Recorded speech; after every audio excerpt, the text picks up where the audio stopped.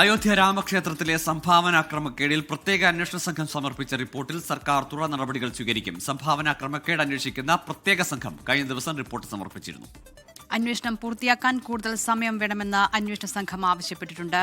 ബൽറാം നെടുങ്ങാട് വിവരങ്ങളുമായി ചേരുകയാണ്. ബൽറാം, അവിശ്വസനീയമായ ഒരു തട്ടിപ്പിന്റെ വിവരങ്ങളാണ് ഈ ദിവസങ്ങളിലെല്ലാം പുറത്തുവന്നത്. എങ്ങനെയാണ് അന്വേഷണം മുന്നോട്ട് പോകുന്നത്?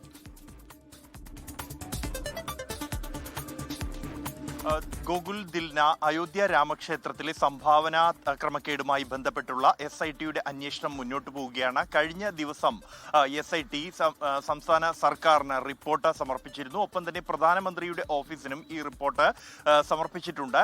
ഇതിന്റെ അടിസ്ഥാനത്തിൽ പ്രധാനമന്ത്രിയുടെ ഓഫീസിന്റെ കൂടി നിർദ്ദേശമനുസരിച്ചായിരിക്കും തുടർ നടപടികൾ എന്നാണ് നിലവിൽ ലഭ്യമാകുന്ന വിവരം. എന്തായാലും ഈ റിപ്പോർട്ടിൽ നിർണായകമായ ചില ശുപാർശകളുണ്ട്. അത് ട്രസ്റ്റ് പുനഃസംഘടിപ്പിക്കണം എന്നും ഈ സംഭാവനകൾ എണ്ണിത്തിട്ടപ്പെടുത്തുന്നതിനായി ഒരു നിശ്ചിത സംവിധാനം വേണം എന്നതടക്കമുള്ള ശുപാർശകൾ ഈ റിപ്പോർട്ടിൽ ഉണ്ട്.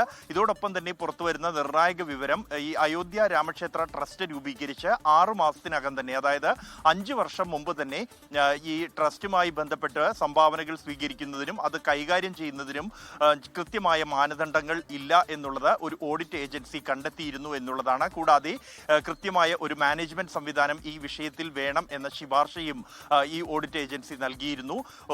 പ്രധാനമായും സംഭാവനകൾ സ്വർണം അടക്കമുള്ള വിലയേറിയ ലോഹങ്ങളായി സംഭാവനയായി സ്വീകരിക്കുന്നത് ഏത് തരത്തിലാണ് രേഖപ്പെടുത്തുന്നത് എന്നത് സംബന്ധിച്ച് പോലും വ്യക്തതയില്ലാത്ത ഒരു സാഹചര്യമുണ്ട് എന്നായിരുന്നു ഈ ഓഡിറ്റ് സ്ഥാപനം കണ്ടെത്തിയത്. ഒപ്പം തന്നെ കണക്കുകൾ സൂക്ഷിക്കുന്നതിനായി യോഗ്യരായ ഓഡിറ്റർമാരുടെ ഈ സ്ഥാപനത്തിൽ ഇല്ല, അല്ലെങ്കിൽ ഈ ട്രസ്റ്റിൽ ഇല്ല എന്നും ഈ ഓഡിറ്റ് ഏജൻസി കണ്ടെത്തിയിരുന്നു.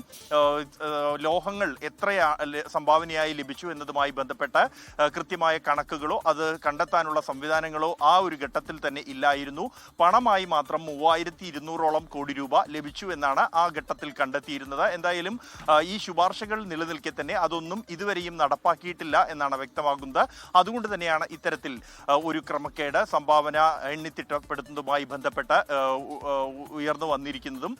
നിലവിലെ സാഹചര്യത്തിൽ ഇക്കാര്യങ്ങൾ അടക്കമുള്ള വിഷയങ്ങൾ പരിശോധിച്ചു വരുന്നുണ്ട് ഇതുമായി ബന്ധപ്പെട്ട UP സർക്കാരും പ്രധാനമന്ത്രിയുടെ ഓഫീസും ഉൾപ്പെടെ. അതുകൊണ്ട് തന്നെ തുടർ നടപടികൾ എത്രയും വേഗം തന്നെ ഈ വിഷയത്തിൽ ഉണ്ടാകുമെന്നാണ് കണക്കാക്കുന്നത്. ഇതിനകം തന്നെ 150ഓളം പേരെ SIT ചോദ്യം ചെയ്ത് കഴിഞ്ഞിട്ടുണ്ട്. ഗോകുൽ ദില്ല.